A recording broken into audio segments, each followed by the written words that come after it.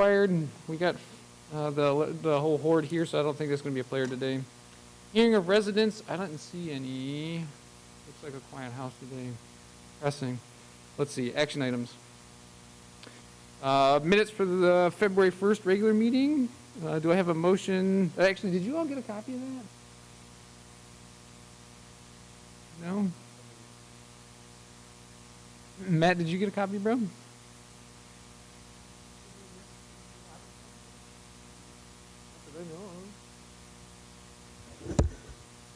It was on the staff report that was emailed out. Yes, notifying you the date of today. And it was December 8th, 2020 minutes. Oh, I see what you're saying. So it's the meeting that we had in December. It's those meetings. Yeah, so it's the drafted minutes, and it's attached to the staff report. I see.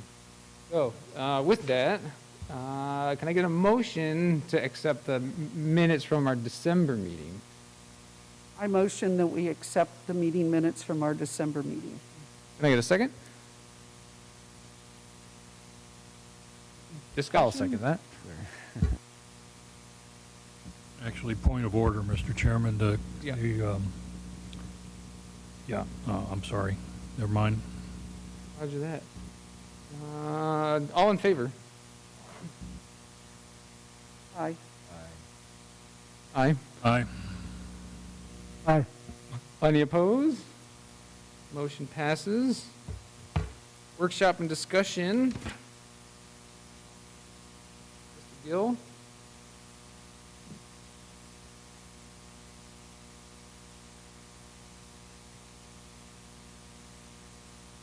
Breathe again. All right. We're here today to present for y'all the 2018 code amendments and adoptions of the new codes.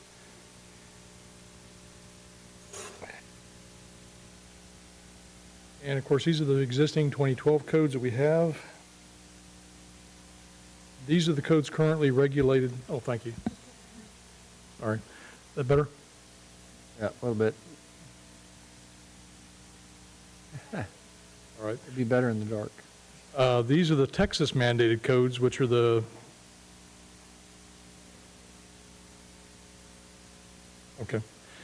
National Electric Code 2020, the International Energy Conservation Code 2015, and the International Swimming Pools and Spa Code 2018. These are regulated by the state of Texas through different departments, and pretty much they're adopted as is, including all appendices. These are the code series, the 2018, which we're proposing to adopt, along with the 2009 the 2018 International Property Maintenance Code, which is controlled through the Code Enforcement Division of the Police Department. Just briefly, local amendments. When adopting newer local amendments to the existing codes, some of the items that we look at are regional climate, weathering, environmental conditions such as flooding, wildfires, etc., topographical and natural features and hazards. Some amendments which we can also adopt through appendices such as teeny home standards, shipping container standards, and other local amendments, and as required or requested by the professional contractors in the area.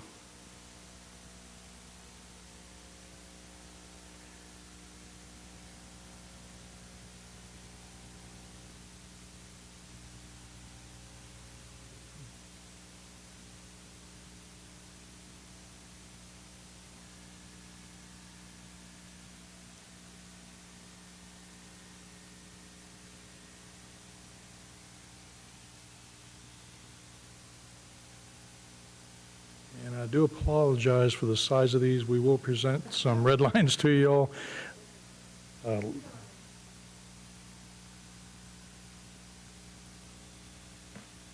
little better. Is that better? A little bit, yeah, one more. Can everybody see that fairly well? Right. Yeah, one more. One more? Okay. There you go. Okay. Now cover your right eye. Okay, our court ordinance, as you can see, this will be section 18.1. deals with posting of permits and plans. Because we're going all digital, we're proposing to remove a lot of these items just to require the permit to be posted and plans to be available on site.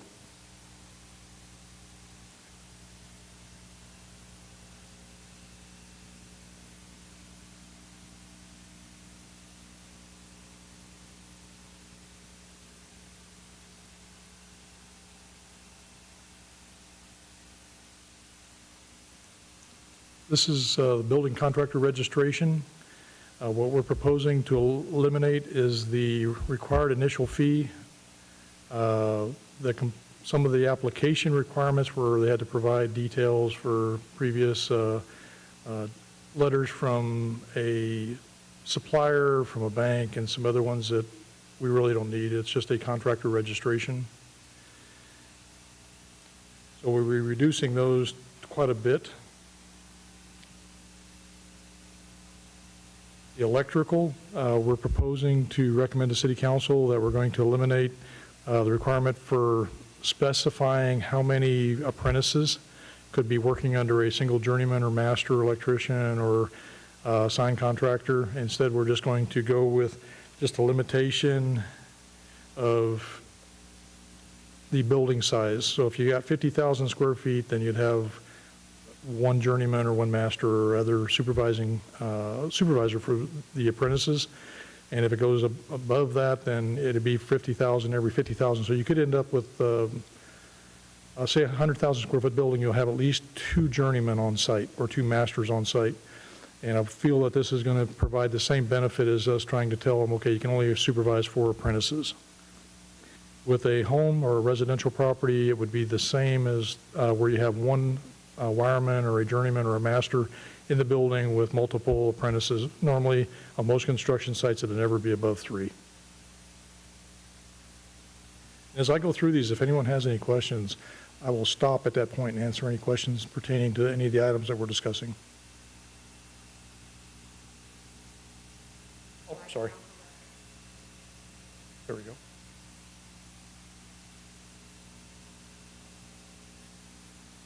Revocation of a license issued, and this is for electrical. This is controlled through the state of Texas, through the Texas Department of License and Regulation. A complaint can be filed by anyone, either myself or any public citizen or another contractor against any individual.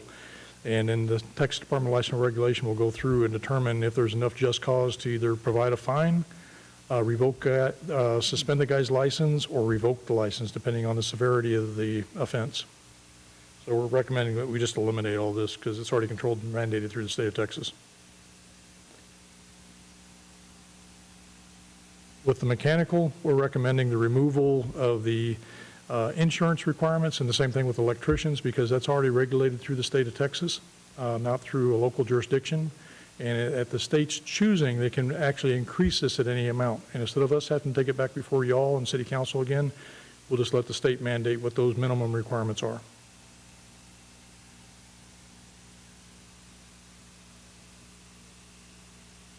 Yep. And we're hoping in the near future that the state's going to mandate that all licensed trades no longer have to pay for the privilege of working in any municipality in the state of Texas. Makes sense. And again, we're doing the same thing with the plumbers as we're eliminating the number of apprentices that could be under one journeyman on any site, either commercial or industrial. Instead, we'll just base it on the square footage of the building. The insurance is also, it's covered, especially the plumbing insurance, it's covered through the state of Texas.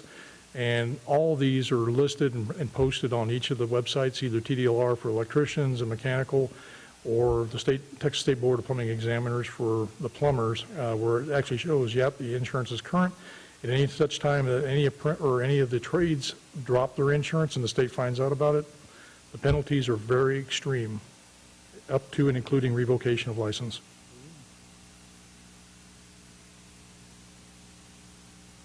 And this is where we're getting to the first portion of the actual building code, where we're recommending adoption of the 2018.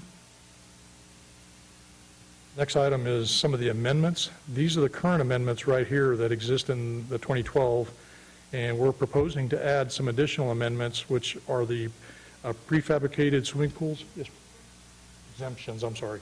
exemptions for certain sizes of swimming pools that are prefabricated above ground and for pergolas, arbors, and trellises under 300 square feet in size. Gil, yeah, thank you. Just let us look at that for a second. This brightness and contrast adjustment screen keeps popping up on mine, and then I can't read. No, what's I don't underneath see it. Y'all having problems seeing the text? Well, No, it's a menu that he's pops special. up, and it covers up, but it's not on this one, it's not on that one, now it's gone away, so. Yeah, it's just, it's every once in a while, and then it goes away, like I can read right now, but Maybe it's just, yeah, maybe I just need to slow down instead of, because apparently you're ramming enough to support what I'm doing up here. Not a problem. I will go slower. well, it's an interesting way that you did this rather than a PowerPoint. This looks like it's a little more organized. So where I'm reading where it says building, and then there's 1, 2, 3, 4, are those exceptions? Yes, sir, as they currently As they exist. currently are. So you're keeping those and adding these other two? What we're recommending is on the next section over, that we add these to the existing ones that are already in the building code, instead of us putting all that down and having this article get real large, because there is a number of exceptions to the general rule.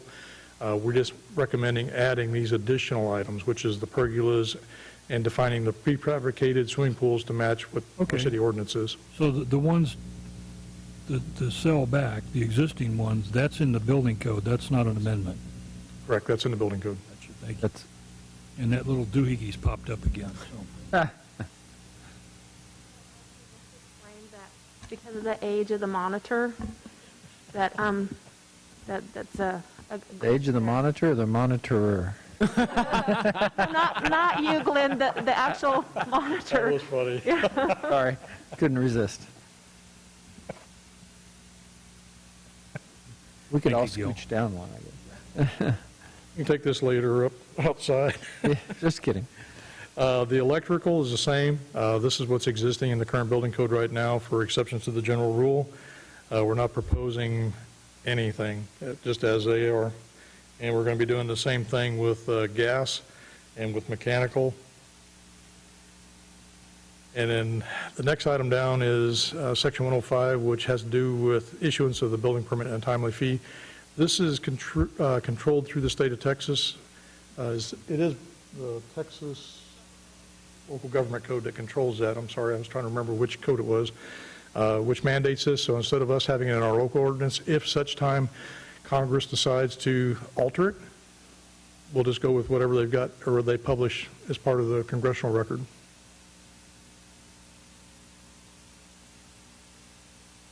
Design professionals, this is actually an amendment to our local code, and what we're recommending is item 1 and 3 be deleted.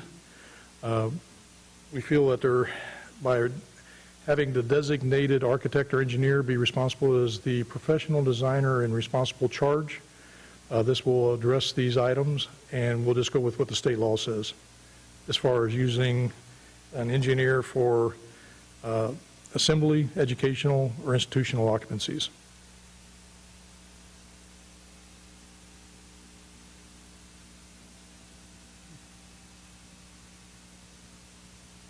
Fees, provide a copy of the contract. We're leaving that as is for right now. That's how we'll base our fees, and we're verifying by the number that they give us that that's what's actually being shown on the building permit. Use and occupancy, this is part of the certificate of occupancy. We're recommending just deleting these sections because they're already covered extensively in the building code. This is a little bit of redundancy on our side. Board of Appeals, of course, has been repealed in its entirety because that's y'all.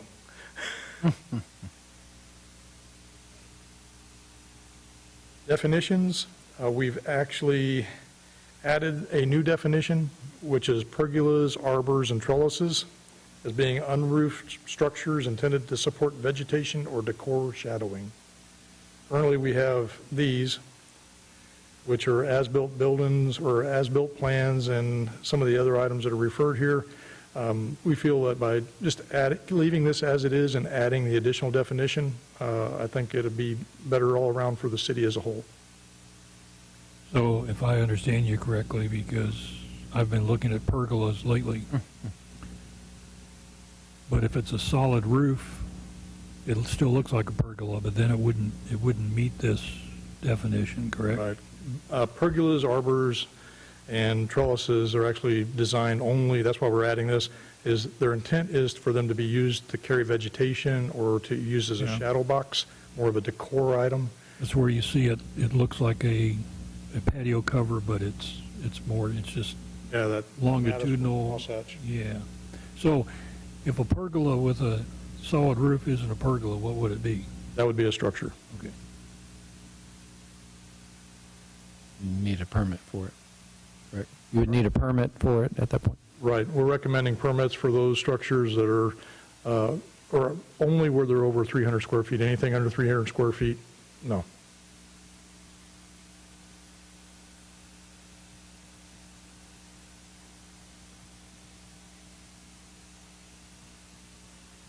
And we are removing the separation requirement, as this is a building or a fire department requirement. The current building code does not address separation. That's a carryover from the old Southern Building Code Congress International days. We feel that this is more of a fire department issue. We are requesting, both the fire department and me, that the next item, this is additional requirements for emergency lighting. Public restrooms equipped with handicap or for handicap use shall have a minimum of a 1-hour emergency light placed in there to afford that individual that might be in that handicapped restroom a reasonable chance for self-rescue. Right now, the only requirement is for those those rooms that are over 300 square feet by the current 2018 code. Oh, I'm sorry. Yeah, where green is where we're going to be taking this with y'all's blessing, and hopefully City Council will take your blessing, and we'll consider this as an amendment to our existing code. So wherever you see the green here is where we have to take it to City Council, because this is going to be in addition to the building code. Instead of reducing a restriction, we're asking for an increase in the life safety protection that we're affording to to our public citizens. If I could just back up to the separation one real quick. Mm-hmm. Well, no, you mentioned are we getting rid of that altogether, or is the fire department going to include it in theirs? It would still be required, Tom? It's not in the fire code? Okay, so this was a carryover from... Because here was the rationale behind that, Gil, okay? When you look at occupancy separations in the building code, it all depends on what occupancies you're separating. Mm-hmm. The issue came up when we were getting a spec building built as a strip mall, and you start, and there's no definition of who's going in what space. So you get a business open here, a mercantile open here, then you get a Class A restaurant, and, so that was the reason that we said, doesn't matter what you're putting in there, you put up a minimum of 1-hour wall, because we had no idea what was coming in next door to it. So how are we going to address that situation? Underneath of the 2018 building code, there's a table for separation requirements. Using the examples that you just provided, a business, mercantile, and a restaurant, if it's an assembly of over 50 occupants, then it's considered an assembly, either an A3 or an A4 possibly, which would require a 2-hour minimum separation wall. If it's a mercantile and a business, I believe those have the same classification for Right, not they having do. a firewall. Okay. So we're dealing with those as each one comes in, and even if there's an adjacent, say you have a business occupancy on one side, you have another business on the other side, and there's a restaurant that wants to go in between the two, and it meets the definition of being greater than 50, we require a UL provided listed assembly Okay. showing at least a 2-hour separation, which they'd have to build within that suite in order Okay. to provide that required separation. Well, that's good. Then the follow-on question to that is, what if somebody wants to convert one of those businesses to an assembly, to a restaurant? Then they would need to comply with that fire and tenant separation barrier. you guys are comfortable monitoring that situation and staying?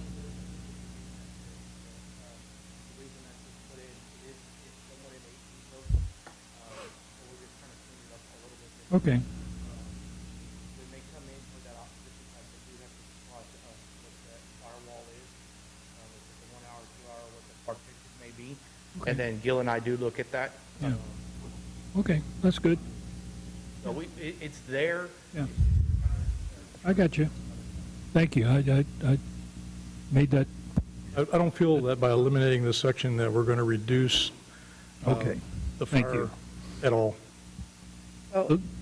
Go ahead. So it's redundant is what you're saying? This is a redundant section, It's basically? It's a carryover from, again, the Southern Building Code. It used to be required for any occupancy type or use that you had a minimum 1 hour separation wall. When the new building code came, and the International Code Council came out, what they did is they, even on a strip center, if it was all B occupancies, they all were exactly the same category, as long as they did not exceed the number of stories or the square footage allowed for that particular B occupancy type, based on table 503 and the height and area uses, then there was no requirement for any separation. It's just when you start mixing the occupancies, then it becomes more critical, making sure that those individuals in that individual occupancy are separated from their neighbors, so if they have a fire, such as in a restaurant area, that you don't burn out the guys on the other side of you. Gotcha. What about residential? Residential has a different set of requirements with setbacks. That's going to be covered underneath, again, in the International Residential Code. They have a separation requirement for garages and also for side setbacks from property lines. If it's a townhouse situation, which we don't have any of them here in town that I'm aware of, then there's a 2 hour separation barrier between those two properties because there's an assumed imaginary property line right down the middle of them. Right, because there is a master plan that has garden homes and they're all connected. So I'm just curious about that. I am actually very familiar with garden homes. We had a number of them in the city I was with previously, and there's a requirement for a 1 hour separation barrier where you have that 0 lot line, or even if you have a 5 foot setback, that there can be no openings along that area that projects into that 5 foot setback area. So that means you can't have any windows, you can't have any exit windows out of that area, only on those lines perpendicular to that fire line. Okay, thank you. You're welcome.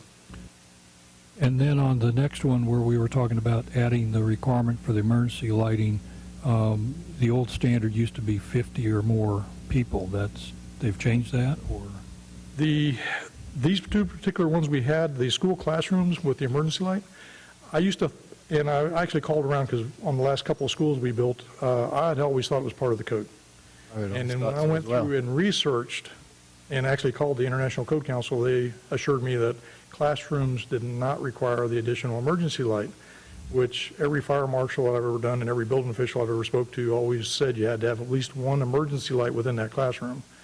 So we're recommending, because you have after-hours activities that occur in those classrooms with student-teacher nights or other activities that could have public coming in that may not be familiar with that particular classroom, we want to afford those same individuals halfway of a reasonable chance to be able to get into the corridor. So we're requesting that at least one additional emergency light be placed at one of the exits in every classroom in a public school. And this is new construction, right? New construction. If they do any kind of alteration or anything like that, then we'll request it at that time to be placed in that individual classroom that's being altered.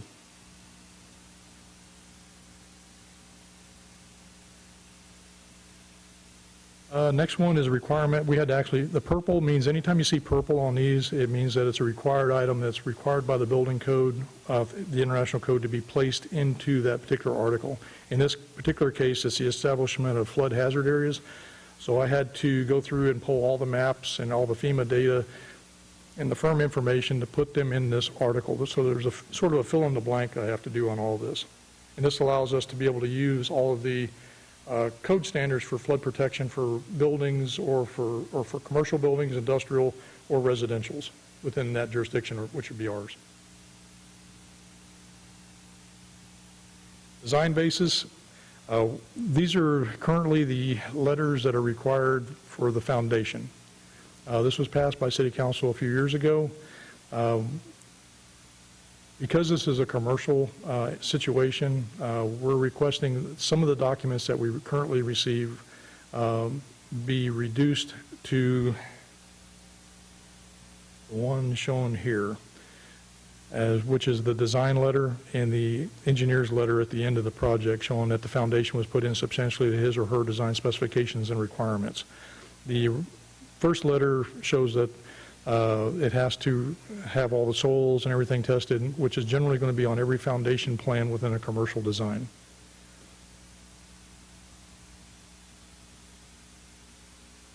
These other letters that we're showing in red will be part of special inspections, and they'll be provided to us by the design or registered design professional in responsible charge for the project. This is required in two sections of the International Building Code under chapters 1705 and 1704, which are called special inspections. And then those special inspections, they have to do either periodic or continuous inspections as either the foundation's being laid or the structure's being welded or bolts are being put in. There are very stiff guidelines as to what has to be inspected, and the registered professional, which would be either an architect or an engineer, because that is one of the stipulations we're asking for as part of our amendments, is that either the architect or engineer be responsible for providing the city with that one letter instead of half a dozen letters, which each could cost anywhere from $300 to $400 to $500, as I think Bruce can attest. Yeah, definitely. I know that's terrific. Now, is this commercial and residential, or is there a different section get for to residential? residential. Gotcha.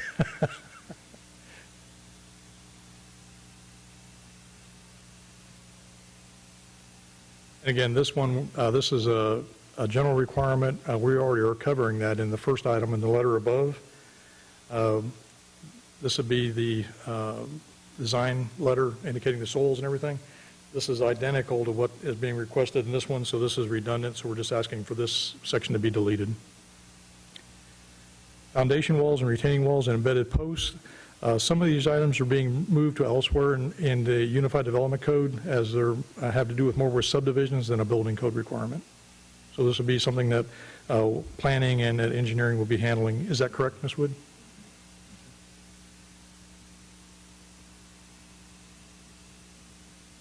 Sound transmission, we adopted the items per joint basis with this sound transmission. We have that in limited areas in Schertz, which is going to be south of the airfield, and this is in preparation for the new jets that are going to be coming on. The 2015 Energy Code is actually meeting most of these requirements already with the amount of insulation required in the walls and the ceiling or the roof structure, along with the windows.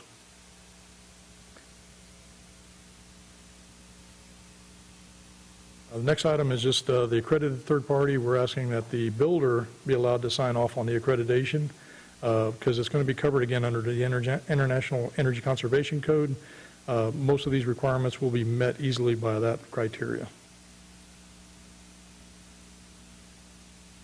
Inspection by the engineer of record. This is going to be performing the required inspections in lieu of the building official. State law governs a lot of this as to what they can and cannot look at. Plumbing is not allowed to be inspected by them unless they're registered with the city of Schertz as a plumbing inspector. The other items, though, they would be allowed to inspect unless changed by state law. Will you still do a health and safety, like a life safety inspection?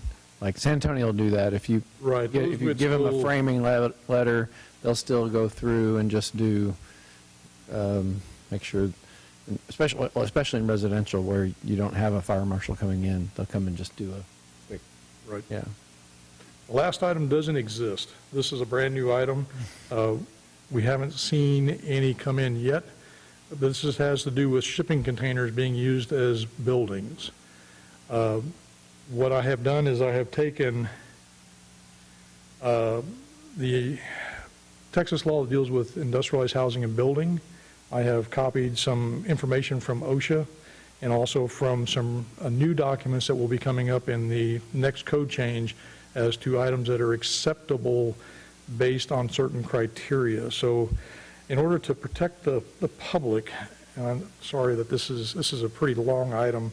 I don't know if I can, is there a way that I can explain this out or no? We'll present this to you all for you all to be able to review with the red lines. This is a pretty extensive ordinance because I want to give the citizens and also the contractors the ability to use a new product that's innovative, that's going to be approved by the Industrialized Housing and Building Code with TDLR up to, I believe, 10 stories in height for commercial structures or even apartment complexes.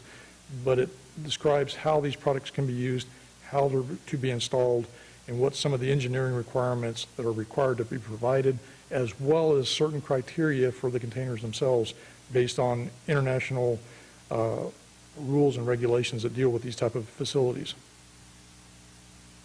Remember we talked last time, you said they could be like 10 stories? That's Yep, incredible. it's coming. Austin's got a couple of them already going up. Really nice. We used them as housing in Iraq, but I was like, no, they're going back to the States, huh? Okay, so you've had some experience with them already. Yeah. My office is a shipping container too on my construction site.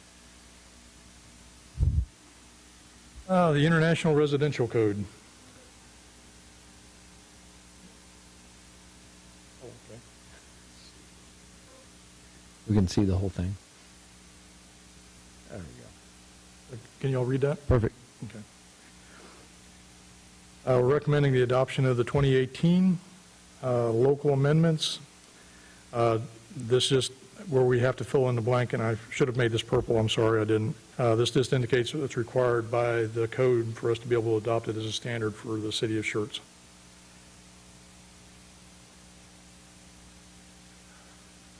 It really doesn't like me.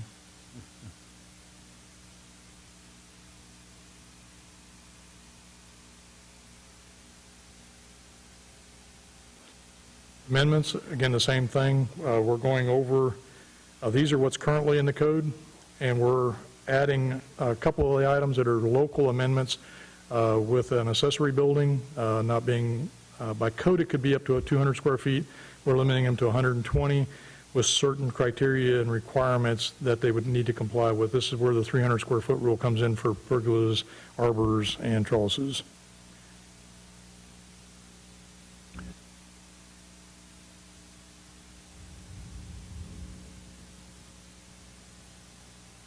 Yeah, all these are existing. What we did is just combine them all into the exception rule. Instead of having the separate code sections, we just brought them all into one spot. Yeah, your first one about detached accessory structures, that all came about through that whole shed thing, you know. And then the replacement fences, because we do regulate the fences, we do exempt. As long as you're replacing like with like, you don't need a permit. In this case, we can still control what's going up. So if somebody wants to come in with brick or wrought iron or some other material other than wood, they'll still have to obtain a permit. And how's that worked out for you? Have there been any issues? I mean, I appreciate it. I've done had most of my fence replaced, wood for wood, but there was always that question about the sneaky one that, you know, replaces wood with chain link or a concrete wall. We have received complaints, which I believe compliance has then notified us about, and then we go out and address that with the contractor, with the property owner.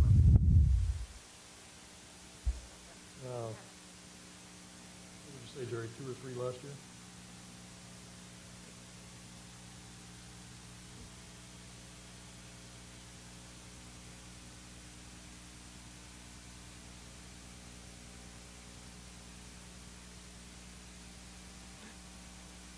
Issuance of permits, again, that's with the 45-day thing with the state of Texas. We're just going to let the state handle that, and we'll just follow the state guidelines as they're updated or mandated. Submittal documents, design professional. Again, we're recommending the removal of the Group AEI occupancies and just leave that with the design professional, and where it's required by state law.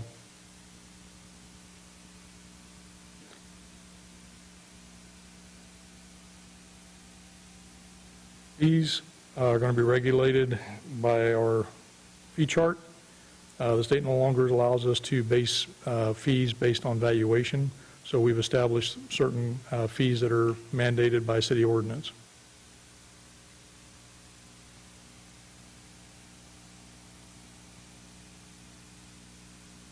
Inspection record, same thing. We're the engineers allowed to by state law. You can do the inspections in lieu of us going out to look at them, but we can still look if we want to. Certificate of occupancy, Same thing, we're just recommending the removal of it because we've already got it pretty extensively covered within the building code, and we don't see any need to duplicate the information provided. Except 1 and 2 family dwellings are not regulated by the building code. I'm sorry, sir? I understand that, okay, maybe I'm just not, you're not saying the right words, okay? You want to delete the certificate of occupancy because it's covered in the building code or the International Residential Code? International Residential Code, each one has a separate certificate occupancy requirement. Because It varies a little bit. My ears picked up when you said building code. Okay, thank you. Press on. All right. Next one is the authority to disconnect the utility service. Portable generators currently are not allowed to be used at homes to take the building off the grid. We're having more people ask to be taken off the grid. And so we're going to let y'all determine that should we keep it or should we remove it? And then whatever your determination is what we'll take to city council. It is becoming a big thing because everybody's going with the photovoltaic up on the roof. They're going with internal batteries. They may or may not be putting a small generator on to generate that up. And then they're no longer connected to the electric utility. And so right now, I'm required by city code to stay connected to the utility, even if I'm not using it. I believe our current UDC requirement says you have to be connected to the utilities. At what Unless point? there's an emergency situation such as a hurricane or other national or regional disaster that occurs. But if I wanted to just put in an emergency generator with the proper transfer switch and all that, where I'm not intending to use it permanently just for power outages, that would be allowed. I'd give you a permit all day long. But what people are doing is they want to permanently disconnect, and They're putting in big generator sets, 75 kVA or larger, and that could effectively take them off the grid. And at what point do you want to discuss this? I mean, you were saying you're asking us to make that decision. At what point are we going to talk about it so we can tell you? Well, okay, the obvious question in my mind is why don't we want people disconnecting from the grid? What's the reason? The noise generation is one. I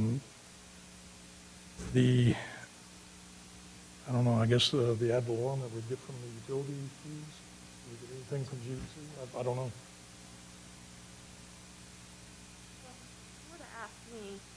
So this has been in the code for a while. This was something I suggested maybe we remove from the code, as it seems to me maybe we don't need to regulate that. And so I think Gil feels fairly strongly that it maybe needs to stay in the code, I'm assuming. No, I'm good with it. I Okay, actually built systems myself. so basically that's why we're bringing it forward. It was in the code, we're suggesting removing it. Council had given us direction to provide less oversight. And so Yeah. to me, it seemed like it would be up to an individual family. Gil just brought up the fact that generators are loud. Well, okay, and then that's what I was looking for. I mean, what was the rationale for telling somebody they couldn't disconnect from the grid?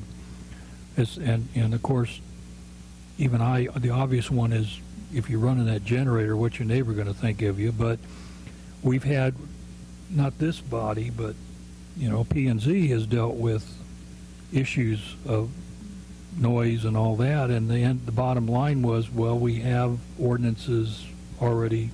Noise ordinances. Yeah, so is that really a valid reason for telling somebody they have to stay on the grid? Because So if y'all's consensus is to recommend deletion, then that's basically, we can prepare the next document for that.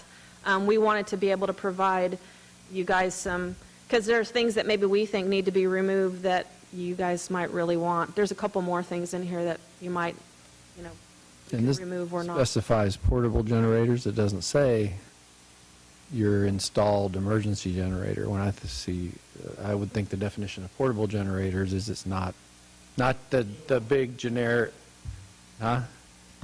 It's movable. They have a portable generator on an axle. Yeah. If it's again, if it's on skids, it's still portable. But Right. if it's fastened or permanently in place, then it becomes a permanent And it's fixture a of that permanent fixture. property. Yeah, and that, when I think of an emergency, like you're talking about with the switch and all that, I think of the bolted down style, usually a little doghouse looking. Yeah, the other thing you get into is fuel issues, because gasoline or diesel are biofuels anymore. And Yeah. have a life expectancy of anywhere from 30 to 45 days before they go bad, which means that the generator has to run at some point. And it's going to generate noise, and it's going to have fumes that are coming off, and if you're living next door to it, Yeah, it's common down at the coast to put in that they actually run off natural gas. I would say this too, just from my perception, as you know, most of the neighborhoods are governed by HOAs. Right. I would assume that your HOA wouldn't allow you to probably do something like this either, potentially. So this is just something that's been in the code for, I'm not quite sure how long. I mean, we can look at that if y'all are interested in knowing how long it's been in the code. Yeah, I have no experience with fixed generators on a residential. You know, I heard the one, I think they were running the generator for either EMS or for that complex the other day, and I could hear it at the dog park, but it wasn't really, my real experience is with recreational vehicle generators, and, you know, they really, of course, those are small. They're, you know, maybe 5 to 8 kilowatts, and they don't make a whole lot of noise, but right, and even the emergency generators that you can buy at Home Depot or Lowe's are generally going to be in the 25 to 30 kilowatt range. They're not intended to run the entire home, only the essential circuits on the inside, which could be refrigerator, some of your house circuits, maybe TV, possibly air conditioning. And then just to put one last pin in this, basically, I asked Gil at the time when we were going through, I was like, how many requests have we had like this? And he's like, oh, maybe like one. And he's been in here, what, how many years? Been almost 6.5 years now. So,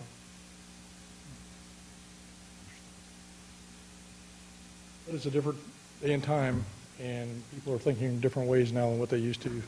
So with COVID and with everybody talking about it, so, Mr. Chairman, I'd feel comfortable allowing this change.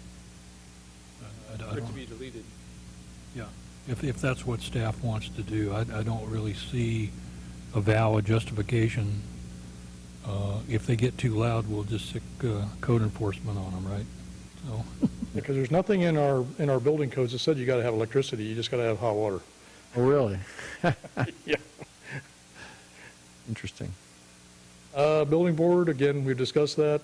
Definitions, what we're doing is we're looking at some of the items and arbors being in there, where we're talking about it and adding a little bit more criteria as to what is defined. 300 square foot and larger, you have to go through and come with me with a permit and all that good stuff.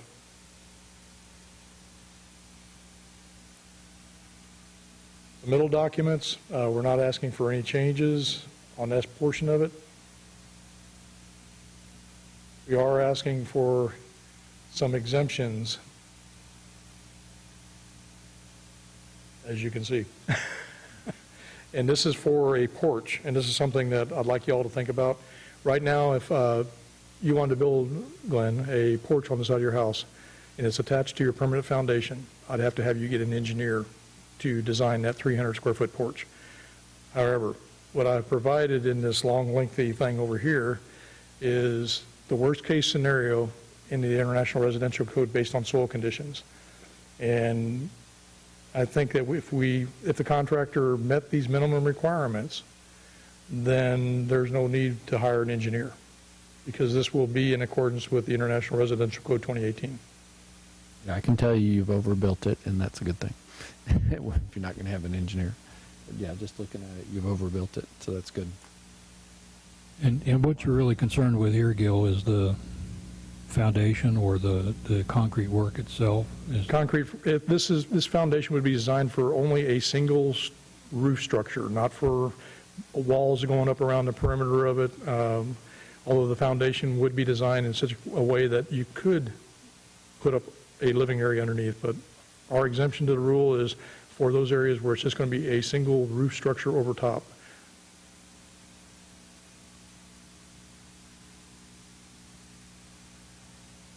And you'll be able to see this in more detail on the red lines that we'll be providing, because we would like your guidance on this, and if y'all think this is something good, something that we could proceed with. This is done in several cities where they give you a minimum standard to do small additions instead of requiring the use of a professional engineer to design the foundation. Well, I'll be honest with you and tell you I have no idea. I heard from the other end that it's overbuilt, so I'll take that.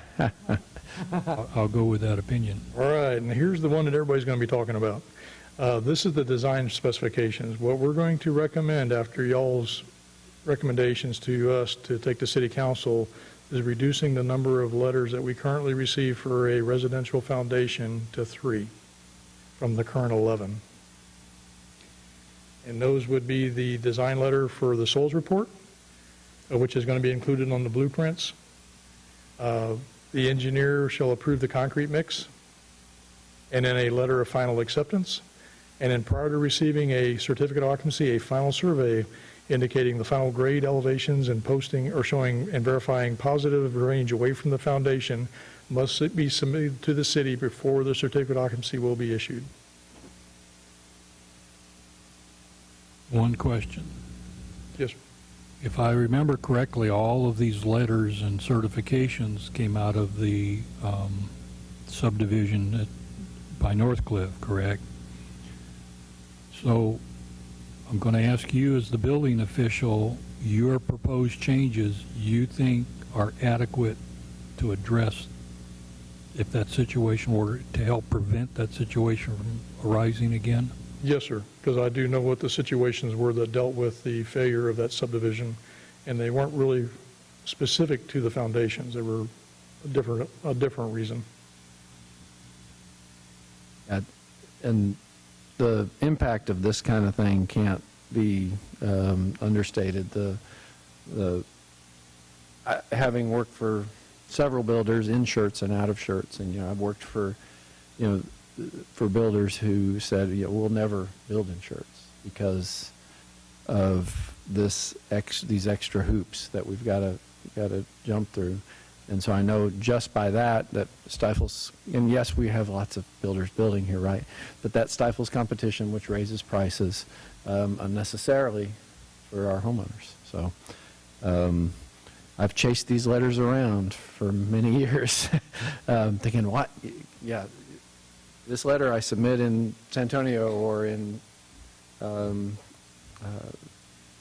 couple other towns I've worked in, all that information's in there, with the exception of are we taking out the engineer's representative actually watching the pour, figuring that out? Good. But he's certifying that it's being done properly, yes. Right. We're still getting all the documents from the engineer of record. He still has to accept the foundation, so he'll still be he's got to be presented with some certain guide or some certain criteria to be able to write that final letter. Good. Yeah, that's huge. As far as, like I say, helping to fight the excessive costs of putting a house together. And I really believe that with these reductions that we will see no decrease in the structural stability or the integrity of any foundation placed in the city. And I know from the designs that I see come through for the houses I've built over the years that they've gotten stouter and stouter. The engineers are a little scared in these soils.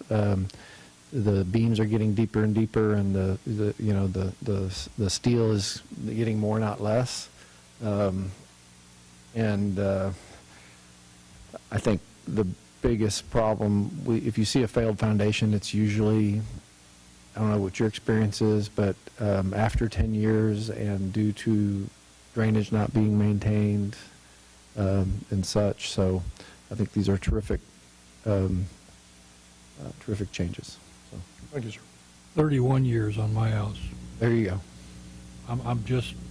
We've been in that house 31 and a half years, and it's probably been a couple of years now where I did have two sides of the house leveled. It really wasn't very much, but here the last year or two, I'm starting to see some others. A little bit. I don't think it's, unfortunately, I don't think it's the outside beams. I think there's some things. A little bit. That could be plumbing Again, or something. Get with me later, and I'll suggest something for you. There you go. We're seeing some rising going on. And it could very well, part of it could be the whole that if I were to check the drainage, it's probably not running the right way anymore. Check the drainage. Okay, I'm just gonna jump in Let me there. just share a You personal. need to check your water and make sure you don't have a leak in one of your water Yep. pipes underneath the slab. Oh, I look at my water bill and yeah, no. Yeah, just watch the meter. I don't want to get too much into it in this meeting, but This is We'll kind look of at the in meter. line with, as the fire marshal, I'd get a set of fire sprinkler plans, or I'd get a set of fire alarm plans, and I don't know how Tommy does it today, but I would kind of spot check calculations, and, I would maybe look at a couple rooms and area, but my bottom line was always that there was a professional, licensed professional that put his seal and his signature on those things, and so. We'll be getting that as part of the original submittal plans. with the Yeah, application. We so will- I kind of leaned on that. I did a little spot checking, but I wasn't a design expert. So I kind of left that and trusted that professional. So, and this is sort of a little more in line with that, I think. The next item, you see it's all in purple. This is a whole bunch of new requirements that the International Residential Code 2018 require that I do, which is I have to establish, and it took me a whole long time to find all this stuff. And I had to, as you can see, Manual J out of the mechanical code. I had to go into the NOAA. I had to find out for them from weather conditions and other stuff. This is a compiled list of what anyone that's wanting to build a home would be going to determine what all items have to be addressed in order to make that house as efficient as possible. I was reading it. So where it says, the way it's organized, it's hard to read. It's going to go into a No table. means we don't have to worry about that. Yeah, it will be in a table that will match the one in the code book. And the wind design speed has increased here? Is that correct? Didn't it used to be 90? It used to be, yeah, and it's going up about every 6 years. The hurricane zone's moving north. Okay. If I ever see a snow load of 5 pounds per square foot, I'm leaving. I'm moving, yeah. I'm going with you. Came down here to get away from that. Oh. It's catching up with you. Soil test, again, this goes back to that first letter. It's redundant. We're already getting it as part of your design documents for your foundation. Retaining walls, we've discussed that. It's the same as in the building code. Veneer, we're asking lintels to be secured or anchored per the engineer of record when we come out to do the inspection. If the engineer wants to require that the lintels be anchored and then the anchors removed, it's the engineer's design on that. We'll accept whatever he puts down. Oh, and what's the code requirement? Sorry, sir? What's the code requirement for that? The existing code requirement? The lintels have to be there. Part of our problem is when we do the inspections, the lintels are sometimes upside down, which will cause failures. And by having the lintel installed at the time we do the framing inspection, we can verify that it's properly installed, that it's actually the size that's required, because they have different heights and different lengths of that angle iron. That has to be designed for if you have 2 foot of masonry or 4 foot or 10 foot. And I'm sorry, the lintel is that piece that It's runs? that piece of steel that goes over the across. garage door, over a window or a door that holds that veneer, or that, I shouldn't say veneer, that stone or masonry above it, Yeah, no, causing it to deflect. And I've seen those put on wrong a couple times and the results of it. So, yeah, because they'll actually make those lintels, they're taller, and some of them are even thicker on the up part that gives the support, and then a little thinner on the bottom, because that's just holding it, where the taller, thicker part is giving it the actual strength to not sag. I do have a comment. Yes, sir. Because I'm always thinking of how trades try to get away from things. On the going back to the retaining wall, if we measure from the bottom of the footer, which is usually buried, the 4 feet, and I know this is in the code already, it's just a item for thought. So if my footing is only about 2 inches and I come up 4 feet, then I don't have to get a permit, but it's not structurally sound because that The new 2018 code has a definition where it goes down to 2 foot, but it has to do with the upslope okay. forces that are being generated on that retaining wall, whether or not I'm going to make you give me an engineering document. In this case, we're specifying a little bit more information to be provided. We do have the option of looking at what the code currently has, and it's gotten a lot more severe because there's been so many failures across the nation. I remember the one across the highway over there. That was a little higher than 4 feet. Yeah, I remember a couple of them in San Antonio. It was in Selma. The attic access, again, we're asking for, it's pretty much right out of the book. We're asking for that and again, this is for access for personnel going up into the attic. This is something that we've adopted as a standard locally as amendment. We're requesting that an access ladder still able to support 250 pounds be provided, and it needs to be a large enough size to take the largest piece of equipment up in the attic out. So if they have a water heater that's 4 foot across, and for some reason that they want to put that up in the attic, or an air conditioning unit, and the largest piece is 4 foot, they need to provide an opening at least 4 foot wide, which I haven't seen very many of those. The typical standard pull-down staircase will be adequate to carry that. Now, on the ones that have ceilings that are 16 foot tall, those are a little bit more of a problem. And I actually have a couple contractors right now trying to find telescoping ladders that shove up, that when you pull them down, they actually telescope down, unlike a conventional ladder that folds out. Are we requiring the ladder even if you do not have equipment in the attic?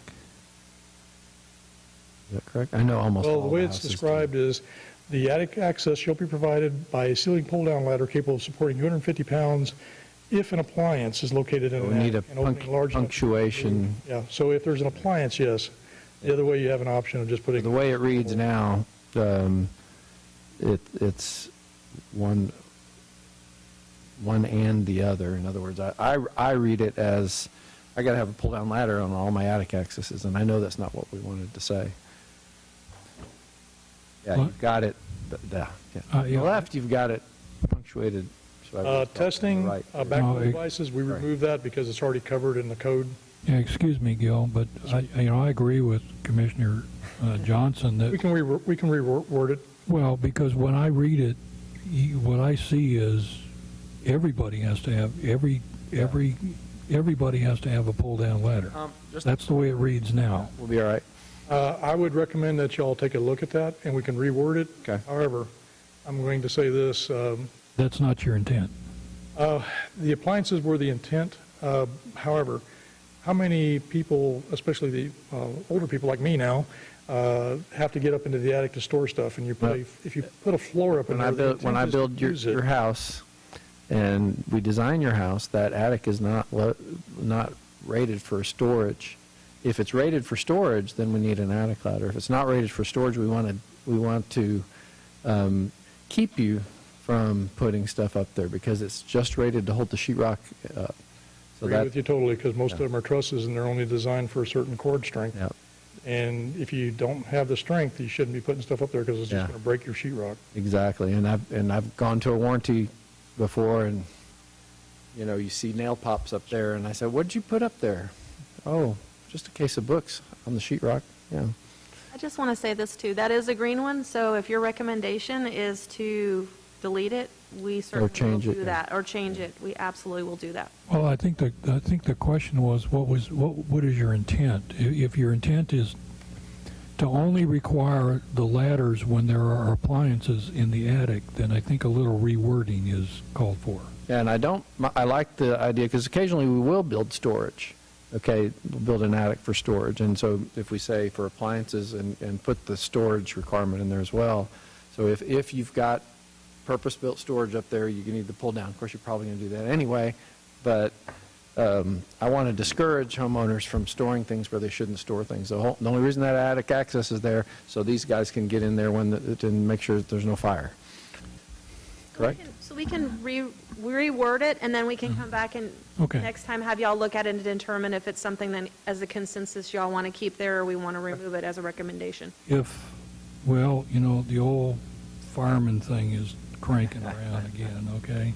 So if you don't require, Do you require any attic access at all? Yes, the building, I'm sorry, I can answer that. The building code requires, I used to know it, it's 300 square Okay. foot and 30 inches? The old hatch that you would push over Yeah. and stick our Yeah, ladder you up. have to have at least a 30 by 24 inch access, because it fits between the, No, but the space in the attic, yeah. right, it has to be large enough to be able to gain access to it, and the intent is for it to be utilized by service personnel going up into the attic, such as electricians, plumbers, Electricians. or guys blowing insulation in. And if you require the ladder in every access, you could have 4 attic access ladders in some of these houses, the way they're spread out. And that would be redundant, you know.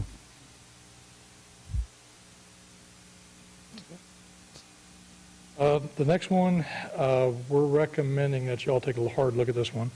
The water plumbing, rough-in water plumbing right now, the plumbing code in the International Residential Code has reduced the wet test to 5 feet. We're recommending that the wet test be maintained per the International Plumbing Mechanical Code, or the International Plumbing Code 2018 at 10 foot. I'm not sure why they changed it to 5 foot in the residential and have a completely different standard for commercial, but we're recommending to maintain the 10-foot wet test.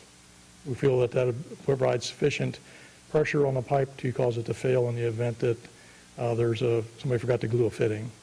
I don't think that's going to happen with a 5-foot. The 5 foot doesn't give you enough pressure. Just everywhere else we do 5 foot. doesn't have I enough agree head with you. pressure. Let's give it some more pressure, you know? Yeah. But everywhere else we're doing 5 foot. I don't know why. All right, breakage and corrosion, we're recommending the elimination of this. This is again, the purview of an engineer. If you have to put a P-trap into a drain or into a beam, the engineer is going to have to sign off on that. That should not be the mandate of the city or the municipality.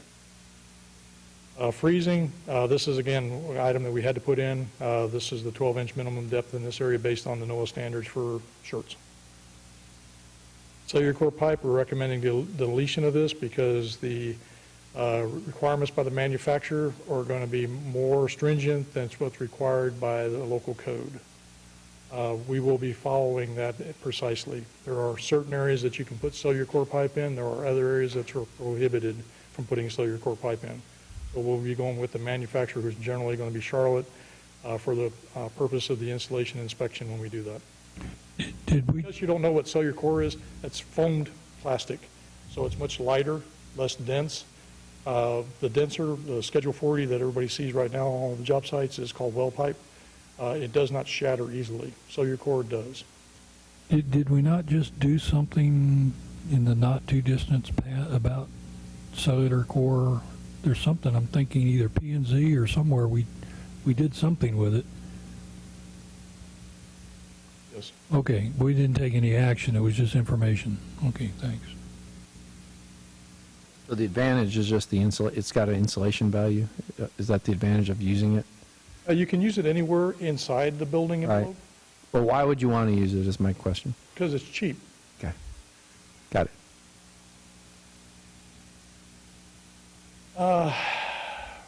Electrical, we just removed it completely because this is controlled by the state law.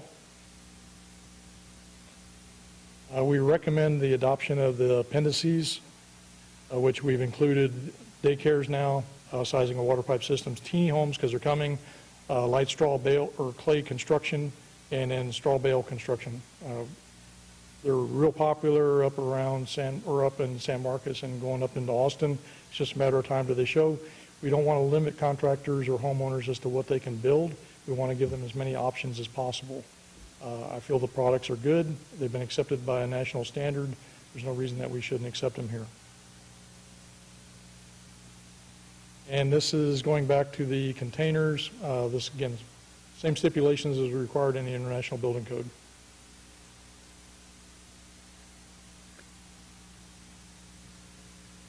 Electrical, we're removing a lot. Let me see. I need to reduce this here.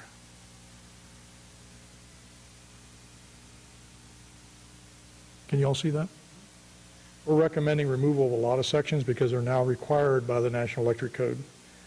The only item that we're still recommending that they maintain is the requirements for individual circuits in the kitchen, and that's due to overloading of circuits with the appliances onto the general outlet, because you're required to have at least 2 appliance circuits in the kitchen, which you could easily tie these appliances onto by code.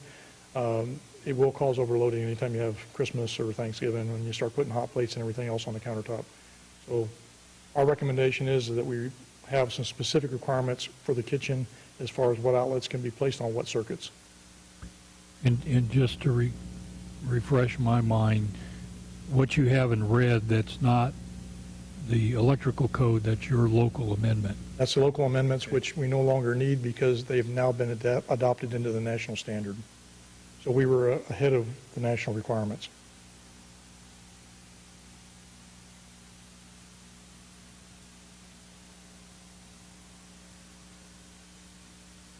Again, this one is a good example. We had all these requirements for a bathroom receptacle. The code has now adopted almost our exact standards. Ready accessible location, we're requiring disconnects to be on the exterior of the house. The service disconnects need to be readily accessible for both not only the firefighters or emergency personnel coming, but also for the homeowners in the event they need to turn the house off. It should be without the use of special tools or knowledge to be able to turn it off.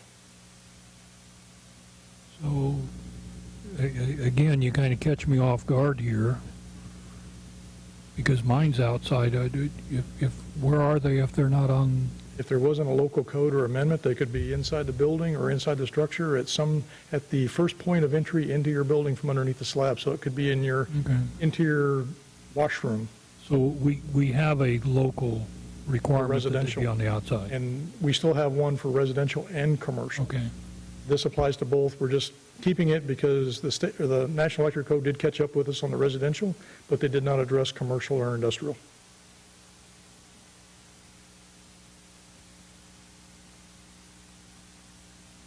And this goes into the disconnecting means required where you have to have them, and it goes into more detail as for an electrician knowing where he's got to stick it. And we didn't really, let me see. We didn't really adopt any changes to we adopted some appendices to the fuel gas code. We deleted 2 items that have to do with fee structures, and with the IMC, we did the same thing. Yeah, hang on just a second, Gil. On the fuel gas code, how does that interface with, I know when I was looking at propane installations, a lot of that was preempted by the Texas Railroad Commission. So It is. and is that also true for your international fuel gas code, or how does that work together? The propane will only be affected for the piping from the tank to the structure. We inspect all that in accordance with the International Fuel Gas Code for piping methods. The tank installation, location of the tank in regards to property lines or businesses or buildings is regulated through the fire code. Okay. And this doesn't apply to natural gas? No. No, okay. Well, this section, I'm sorry, it does apply to natural gas. Propane does not. Well, what I'm asking is the International Fuel Gas Code. Is primarily going to be natural gas. Okay. And then the Texas Railroad Commission regulates the propane or butane. But that's only as far as who can install it. The installation practices still follow the International Fuel Gas Code.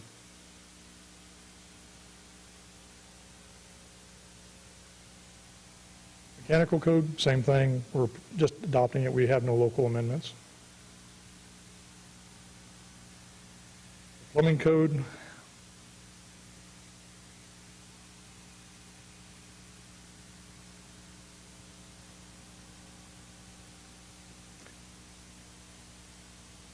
We deleted some sections dealing with work commencing without a permit and fees because that's covered under our local ordinance.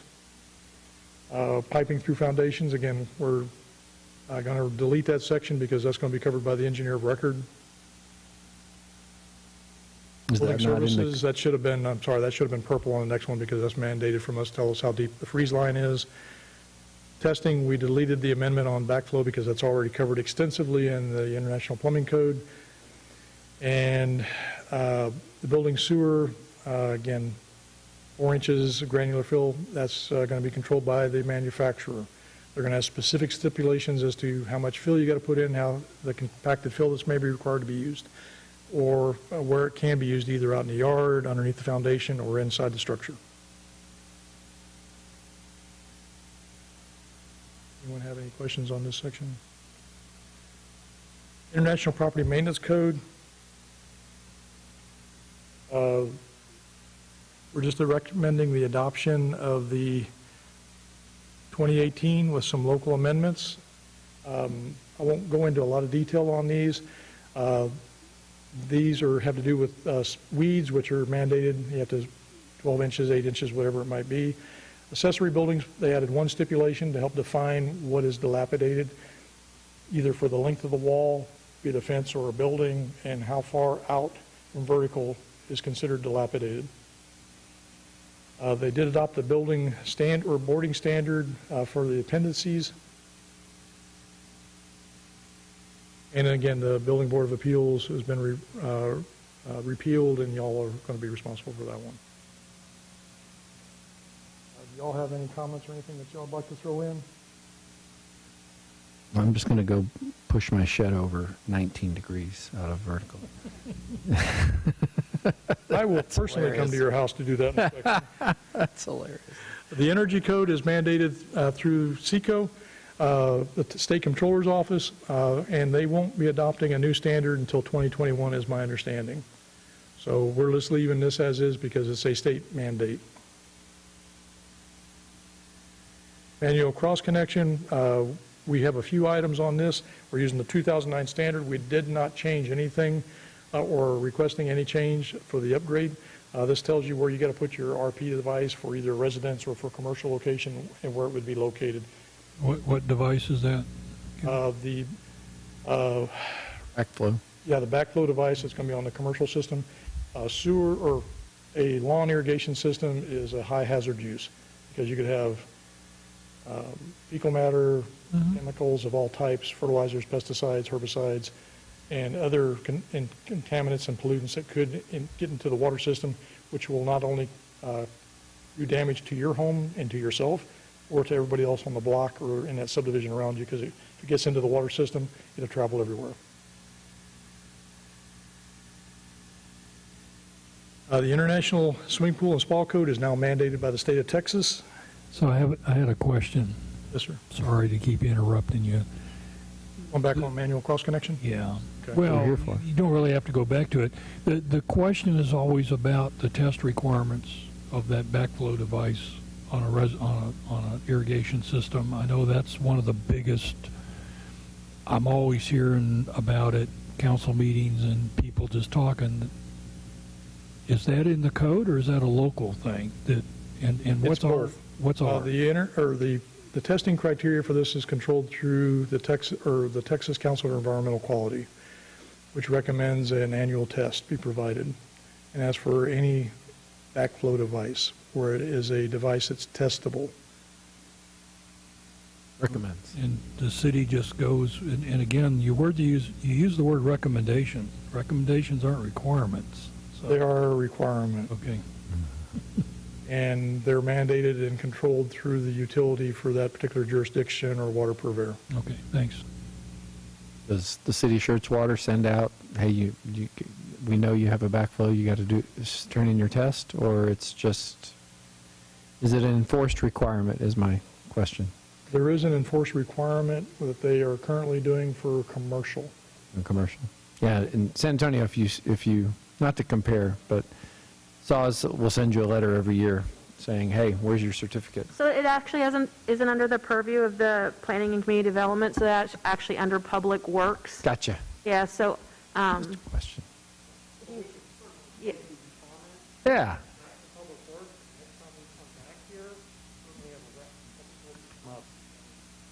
Yeah. Here's what No. works. No, Yeah, that was more of a private citizen question, I guess. yeah, it really was. I didn't intend to, it was just, I'm trying to understand, we're looking at a code here, and I know this requirement. I was just wondering, is that part of this? And so we're Answered okay. well, yeah. Yeah, you answered my question. Thank you. But if we're rewriting the regulation, why not just use stricter language to say you will? I'm sorry, sir? Because, right, Glenn was talking about using flaky language as a requirement, right? Why not just write it as you will rather than a recommendation? No, this is not a recommendation. I order you to do these things. And that was what? Yes, if you look at the first line in each, it says shall. Well, that's what I'm saying. If he's confused, No, it was strictly a question about, we were talking about cross connections, and I started thinking about all the complaints I hear about backflow devices, so it was simply a question about, are those part of this code, and the answer is no, they're regulated somewhere else. That answered my question. Maybe, if I may, And in the code business, and even in law enforcement, I mean, Will back me up back there, Ben and Tommy, there are two words, may and shall, okay? And they mean exactly that. If it says may, you don't have to. If it says shall, it's a requirement, okay? So, go ahead, Brian, I'm sorry. So maybe, and this is, I think, where some of the rub comes in on this or confusion. So one is when somebody initially goes and puts in a sprinkler system or builds their house and that backflow device is required, and it goes in as part of our normal inspections, there's that Get that backflow letter, that's yeah. required at the time it goes in. So before we sign off on the thing, they have to have it tested once, shows it works as opposed to they got a bad model, didn't put it in right, whatever. The bigger issue that people tend to hear about, and I think that you referenced, is this TCQ issue or the utility, and in our case, it's our Public Works Department over the water system, as to when, if, whatever, that annual test is required. And again, talk to different people, you hear, well, there's ambiguity or lack of clarity in the language. The other is, no, there's no real lack of clarity, it's just TCQ has not ever gone out and enforced these to folks periodically here that they're going to. And as you know, with SAW as the example, it is a big deal. It is essentially every year telling everybody with a sprinkler system, which is every homeowner, you got to go out and pay probably $75, which is what I pay, $75, yeah. to get this test done. And if we don't get it, what are we going to do about it? So again, it's a complicated, difficult thing that we have been talking about periodically for the 8.5 years I've been here and have just sort of struggled with. So hopefully that maybe clarifies. We require it on the front end. TCQ is this ongoing annual. There you go. Go ahead. The remainder isn't under our purview, though. Okay, so I know a subdivision, it was like 9 years ago, where a whole row of houses went through a freeze and blew out the sides of their backflow preventers. And they all went out and hired this one guy to replace them all. But then I'm thinking they never tested that because they'd been in their house for 1 year to 2 years. If it's a testable device, such as what we require, either an RP or an RPZ, it's required to be tested at time of installation by whoever that individual is that installed it. If he is a licensed irrigator with the state of Texas, he normally will carry the backflow certification or will hire somebody that comes in and certifies it after he's completed the installation. At that time, he fills out the information and submits it to the entity of record that controls that water district or that water purveyor, indicating that it was tested properly and that is found to be operating at its functional ability. If we catch it without having the test done, then as a plumbing inspector, I would take action against that individual. Because my duty as a plumbing inspector is to protect the integrity and the purity of the water that you drink. I was smart. I had mine, the whole wrap There you thing go. done on it. Replacing one is a permittable, replacing a broken backflow is something we get a permit for, or is that considered a repair? Just curious. If you're replacing a device, it has to be tested at the time of reinstallation, and it has to be a device suitable for the installation or the degree of hazard for that. The question was the permit. Yes, You need a permit for it. a permit. Or is that considered repair? We have to go out and do an inspection, so yes, I would say at this time we would require a permit to go out and do the inspection and verify that the model number and the type that's being installed at that location is the same as the one that's coming out. Gotcha.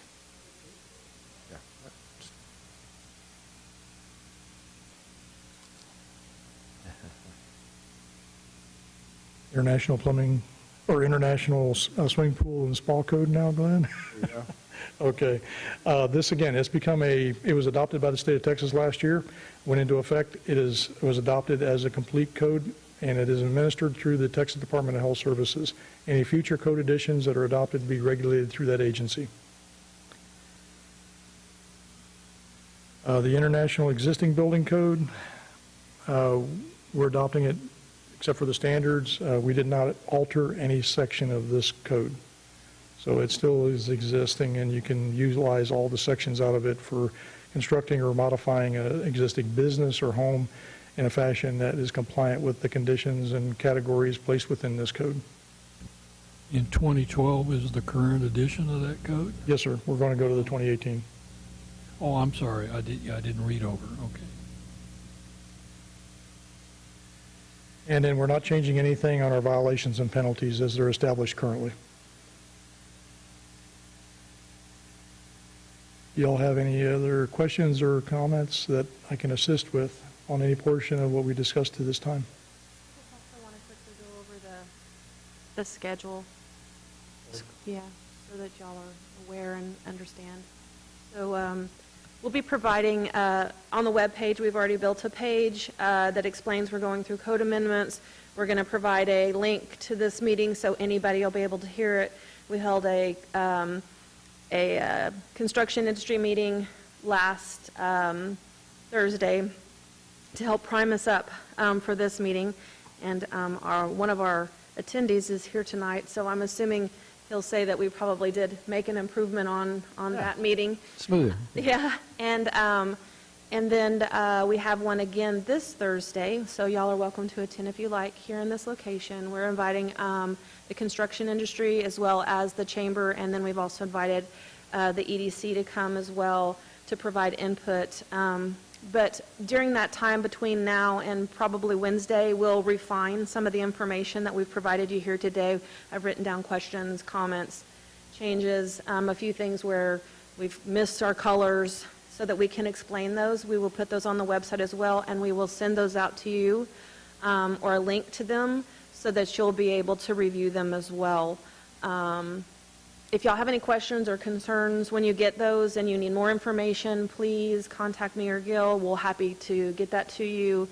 Then we will have another meeting here on Monday the 22nd to continue to talk about the same ones over and over again, address questions and potential action on a recommendation if we're ready for that. And we're hoping that if we are, then we'll be able to present that to council in March. But I wanted to make sure I got that said before Gil closed it down and turned it over so that y'all understood like where we were going moving forward. And that's at 6 o'clock on the 11th here? No, the one for the stakeholder meeting, this one here on the 11th, is at 2 p.m. here in council chambers. We'll be giving this pretty much similar presentation. We'll focus on the very large items and the items that we feel like the construction industry is really interested in, and then basically answer their questions and allow them, we've asked them to send things to, we've sent out blast, we have a system that says, it's a Notify Me system. People sign up for those notifications. I don't know if you're on our Notify Me. We send out something saying, hey, we're going to have this meeting at this date and time. These are the things we're going to talk about, as well as we work with our IT department to send that out to the developers, builders, contractors, architects, engineers, a full range of people who have done work with the city over the last several years. So, how do you sign up for that, Lisa? Go to the City of Shirts and in the search button, type in Notify Me, and then you'll find, I think we're the only ones that actually use the Notify Me feature right now. You'll just sign in for, I think it's inspections. Inspections, it's in inspections, basically it'll say inspections. Well, if I can't figure it out, I have your phone number, yeah. And if you want, I mean, I believe I can go in on the back office, you just don't get the notification. I can go in the back office, I think, and put your email in Oh, there. no, that's all right, I'll take care of it, thank you. Yeah, give me a call. But Okay. on the 11th, it'll be here at 2 p.m., and then the 22nd, it'll be here at 6 p.m. I basically, Mr. Chairman, had one question, and I wrote it as a question, but the second one is probably a comment. And again, this presentation your stakeholders haven't seen. This is the one you're going to show them, but you've had other stakeholder meetings and just a general feeling for how's that going? I mean, It wasn't very crowded. I will tell you, we had 8, we had a lot more people here than that because we had a lot of staff members here, but we only had 8 contractors show up for the meeting. And we actually gave the same type of presentation in the table format, but when we get it on the website, it'll be a red line version of our local amendments with the table as well. So there'll be more details so you can kind of go through the local amendments, see where all the red lines are and where the changes will be, and then still have the table to refer back to. The other thing that I don't know if that I was going to we've talked about is also maybe providing some information on what other cities have already adopted the 2018 code, because you'll find that a lot of other cities around here have already adopted. I know New Braunfels and San Antonio have, and that just makes it easier for our contractors to use. I mean, it's easier to build in those cities where they don't have to go, oh, they go under a different code, now I've got to change all this. They can use the code, the same code as everybody else in the area. Okay. So we're trying to. And the question I wrote that's probably more of a comment is understand where the state is starting to step in, and they're stripping the municipalities of a lot of their ability to regulate and govern construction and a lot of other things. And you know, it's always been, if I've got a state license, why do I need a city license? I get that. I just don't share everybody's confidence in the state's ability to police and make sure that these folks are licensed and insured and, you know, so for what that's worth. Understand, I will tell you this, one thing that we do have a requirement to do, especially with plumbing, is we do have a responsibility to verify that they're registered with the state. So now, currently, we actually look at the state website and put in their license information and verify that. And our new system will have us a tab where when we get our new system, we'll just click on it. When somebody registers, they'll automatically register through the website or through our new software. They'll register, and then we're responsible for making sure that they're registered with the state, if that helps at all. No, it does a lot. It's an old saying that just popped up a couple days ago: trust but verify. Thank you. Yep. Yep. Last comment on that then is, my inspectors all ask for licenses when they go out on the job. We look for the plumbers, the mechanical contractors, the irrigators, and the electricians, and they have to carry their licenses on them by state law at all times. Failure to show that documentation to an authorized agent of the city can result in substantial penalties and fines. And what we do tell everybody is we will turn you into the state of Texas if you don't have this information, either to the Texas State Board of Plumbing Examiners or to the Texas Department of Licensing Regulation, or to TECQ, which are the 3 primaries now. And so we are actively looking for those. And we expect as a professional, I'm a master electrician by trade, I have a high degree of professionalism I look for in my trade. Before I turn it over, Matt, you've been quiet down there. You got anything else to add? I do not. Perfect. Turn it over. Thank you, sir. Tom, you've been very patient.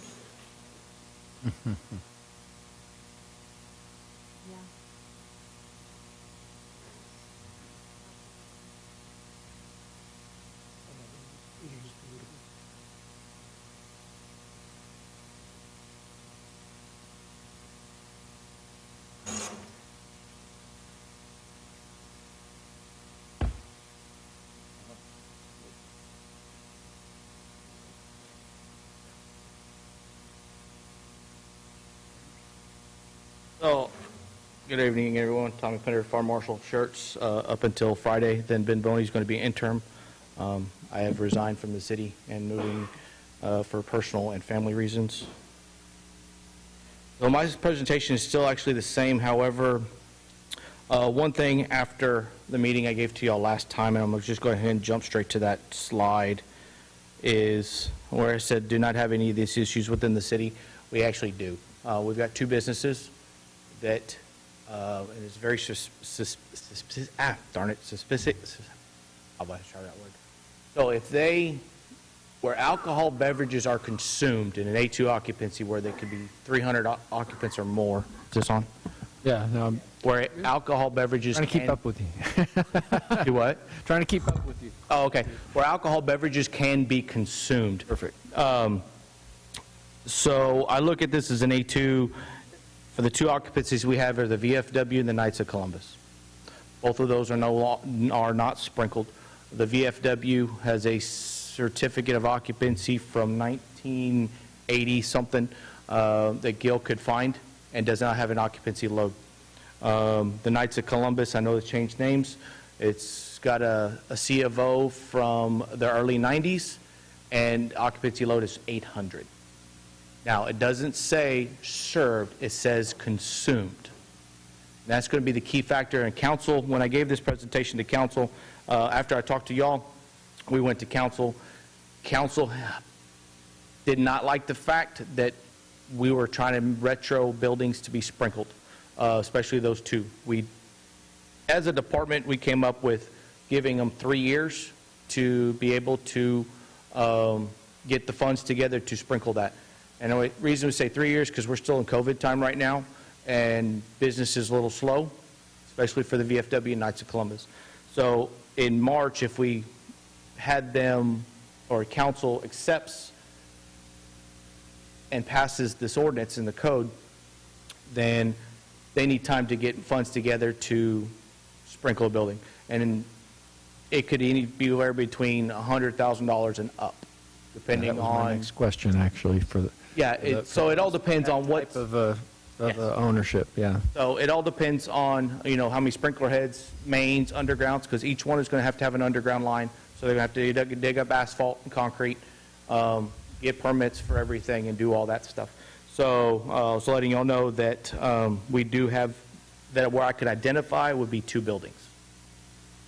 I do have a copy of the amendments and everything else if we want to look at them, go through them word by word if y'all want. If not, I'll get it to y'all in a packet. I wasn't ready for that for tonight. But mostly everything else is staying the same for the fire ordinances. We're going off the book.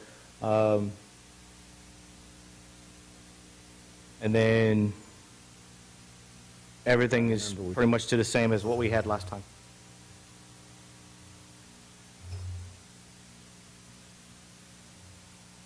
Of course, a couple of things we have is 25-foot or 24-foot fire lanes. A couple other little things off the top of my head. There's a lot, but it's not really a lot. It's a lot of stuff that mixes in together. There's and also council kind of hindered on the 10,000 square foot sprinkler requirement instead of the code saying 12. They pulled on to the 10,000 square foot, which we still want to leave for our guys because the size of 10,000 square foot building, we have 3 fire stations and 9 guys for showing up to a call. So to me, 10,000 square foot requirement should still stay there because when you have an engine crew showing up with 3 guys, your second showing up with 3 guys, and that's at minimum staffing, so I count it as minimum staffing. The third engine showing up with 3 more guys, you have 9 guys. With 1 hose line that's 200 foot trying to get into a building, you don't have enough manpower at 12,000 square foot. So that's why I look at the 10,000 square foot rule. We've had it in the fire code back into, as far as I can find, is in the early 2000s when Chief Outlaw was the fire marshal. Under the Southern Building Code was 10,000 square foot sprinkler requirement, and that's why we still have that. But I do know that council did pick up to that and was kind of iffy. And there are cases where the requirement is even lower than that for Correct. some There is. specific occupancies. But I'll share with my fellow commissioners the rationale with going to 10,000 square feet, if you don't mind, Tommy. Go ahead, share sir. that with them. There were several considerations. One was trying to standardize, come up with a number. If you were this kind of occupancy, it was 12,000. If you were this, it was, 20,000. And it was just a lot easier to enforce because part of what you see in the community, and I've been here long enough, my wife says we've been here too long because we drive by places and remember what they used to be. Mm-hmm. you design and build, put up a building that today might be an S1 storage, and the cutoff is 12,000 square feet.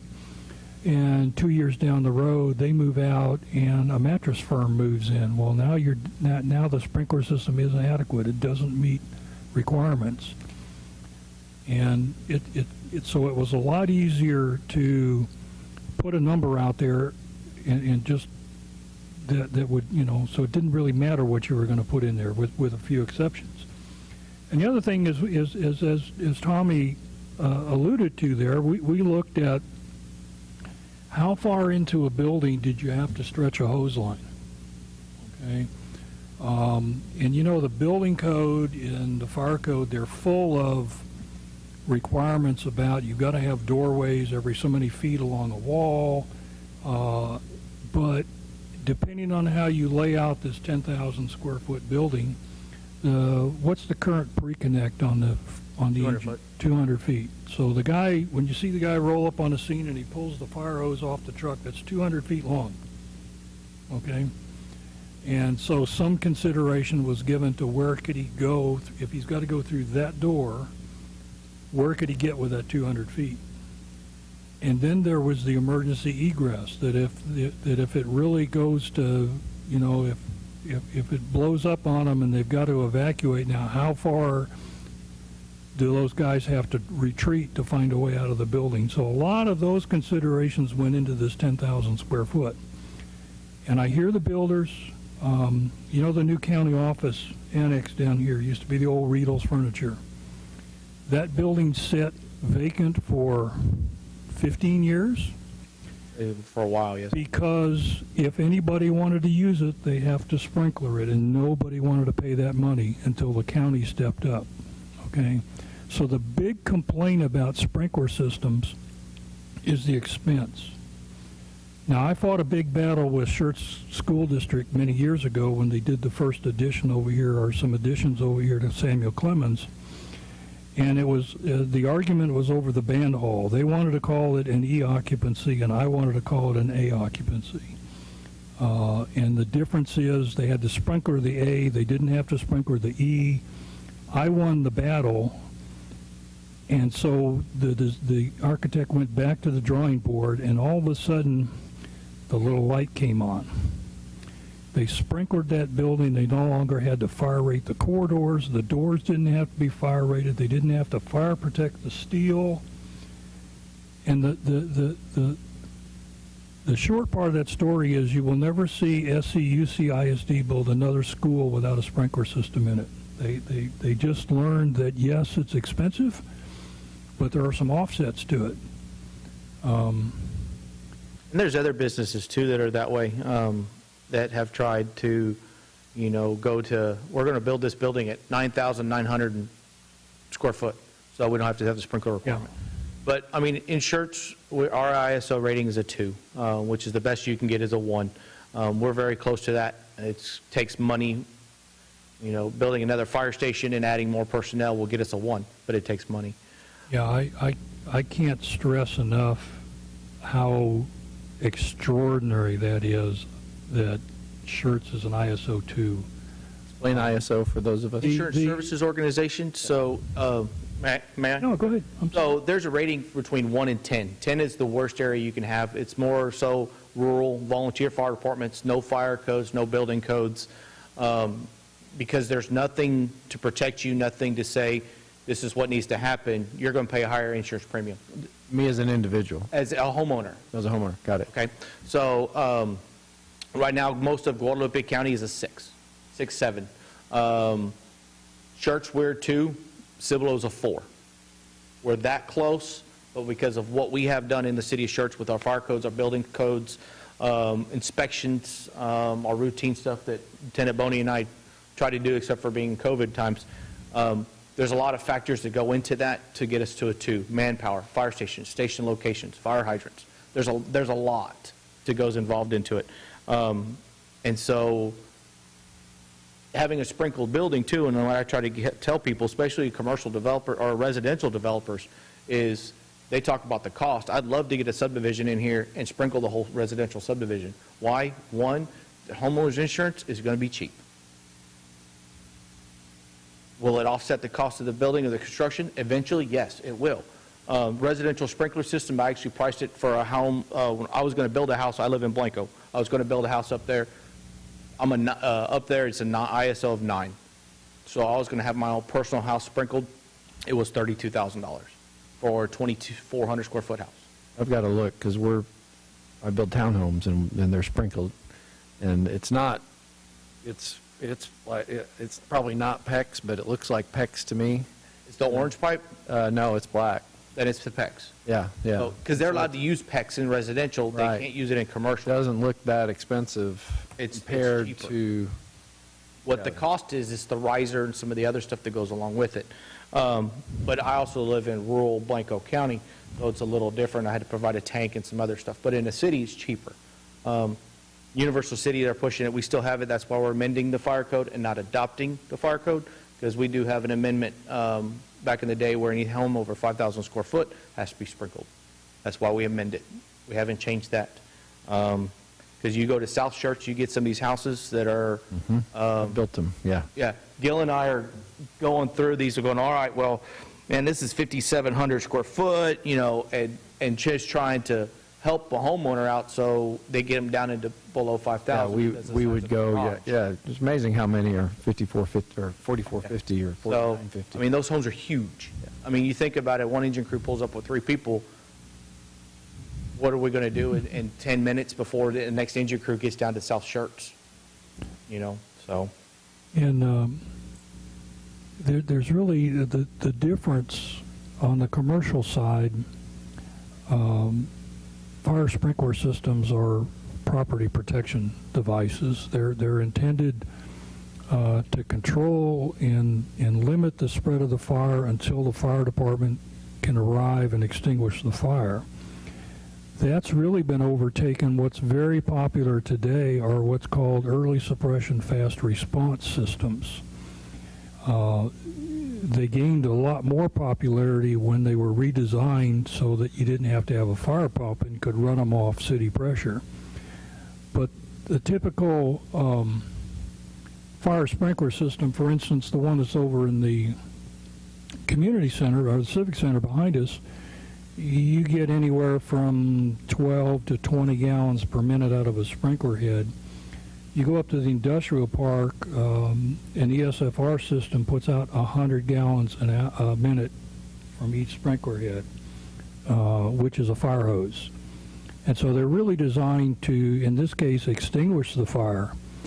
On the residential side, they're really meant to be a life safety system and provide extended exit time for the occupants rather than, in most cases, they'll put out the fire, but they're really designed to be a life safety function and extend the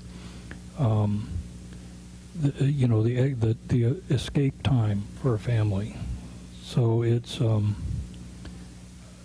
kind of, and I wrestled with this for years because yes, it's a cost. And Tommy keeps alluding to, we can't change our ordinance.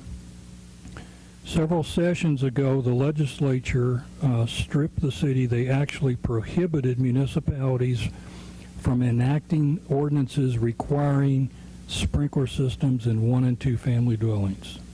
We cannot require it. And unfortunately, the builders are not ready to step forward and even offer it to their buyers. But they grandfathered existing ordinances, which includes ours. So as long as we don't change that, we can continue to require these huge homes to be sprinklered. But as Commissioner Johnson pointed out, that's why they're right under 5,000 square feet. Tommy told you we use up here in Northern Shirts on. I can never remember. It's the last little industrial park you come to before you go. He was building. What was he building? The code was 11,000 or 12,000 square feet, so he was building 11,900 square foot buildings.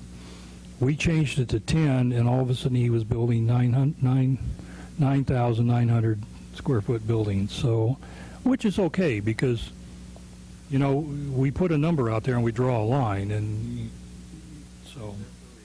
Well, my You get other favorite one, developers too that want the insurance break in a commercial, and you have a 9,000 square foot warehouse, which we've got a couple close to Bell North, and they sprinkled the whole thing because he wants the extra ability. there's a certain pharmacy here in Schertz that at the time it was constructed, the sprinkler requirement was 11,000. I'm thinking it's 11,000. It might have been 12. And the building plans come in, and the building is 25 square feet under the minimum, So, unfortunately, the ISO rating, Tommy, do you happen to know what San Antonio is? San Antonio is a 1. They are a 1, okay. Converse is a 1. San Antonio is a 1. Selma's a 2. Almost a 2. Of course, it's easy when you're a small place. 4. But unfortunately, that ISO rating doesn't mean as much to us as homeowners because the insurance industry doesn't have to use it. There are other options available to them. But on the commercial side, it means quite a bit. And if ISO, when they do their inspection and their rating, they used to, if a building was sprinkled, it came off the list. They calculate what's called minimum fire flow, that based on the size of a building, you have to be able to provide X gallons per minute for so much time. Well, if the building's sprinkled, that building comes off the list. It doesn't even get calculated into the whole thing. And then some of the larger buildings, I know when the was it Grable, that Van Lines that was up there, they actually had their own ISO rating, independent of the city, and that's applicable to some commercial. So, it's a big deal to the commercial side, not so much to the residential side. But where we draw this line, I don't know. Is 12 really that much worse than 10? I don't know, but I hate giving back. We fought to get this, and I hate. I just hate I know a back. municipality. It's a 6,000 square foot, no matter what. Not far from us in Guadalupe County. They're 6,000 square foot. You go out to a lot more, some of the more progressive Arizona out, and I don't remember, it's out in the Phoenix area somewhere, but every structure that's built, from a single-family house to a Walmart superstore, every single structure is 100% sprinklered. So. And then the other amendments, we'll put it to y'all's packet for next time. We don't have to go through every single one tonight. We don't have many major changes. The biggest ones are the sprinkler requirement, and then the VFW Knights of Columbus, where the occupancy of an A2 300 or more has to be retroed back. And some people ask, well, why they do that? But then also to the fact of City of New Braunfels before. We saw the Worst Fest fire. The building that burnt down was actually 3 days from being finalized in the sprinkler system. Oh, goodness. They had to do their final test. They had their tie-in done. They just needed waiting on their final test before it burned down. Green Hall is sprinkled. Was that a plumber with a torch, Tommy? Did they ever? I don't know what that one was there, sir. But I do, New Braunfels tackled that one, Green Hall, Grist Mill, a couple of the other ones in the Green District. But they took it upon it without the difference of a different fire code. They took it on as a city trying to save their historical buildings. And so, other than that, that's all I have for y'all tonight. Awesome. If we can try to get this packet emailed also, so we're going to meet again next time, and then it's going to the council from then, I believe. Yeah, I'll get the amendments to Lisa. I've got a presentation already started, or a side-by-side comparison already started, but I was out Friday and Thursday for the second COVID shot, took me out, so I wasn't able to finish it. So. How long to keep you down? 2 days? Yeah. I know several people went down with it. So. Yeah. I'm still trying. If you want to talk about that church sign up twice, I'll be more than happy to bend your ear about it. So. I got a gentleman's phone number for you, sir. And I'm sorry if you indulge me here. The red lines and all that, we'll get those prior to the next meeting. Okay. I hope so. Yeah. Yes. Such a long walk. So I can't speak for the fire department, but you'll get the building code ones this week. Great. So yeah, trying to give you as much time as possible. The goal for us is to get all that posted into you by Wednesday. Gil and I will go back tomorrow and go over everything, add any comments that y'all had, make a few color changes that we missed, make sure the red lines match what we all talked about, and then get them published this week. I can't speak for Tommy. No, I I know. think he's working on them, so. Oh, you'll just tell Ben to take care of it, so. And we're happy to post them on the page that we're working on too, if y'all want to do that. Can you hang out for a minute? I've got a question for you, if you don't mind, yeah, after the meeting? Oh, yes, sir. Okay, thanks. I'm sorry, I'll stop talking now, sir. Okay. Cool. Let me see. Motion to adjourn. I motion that we adjourn. I'll second that. I'll third it.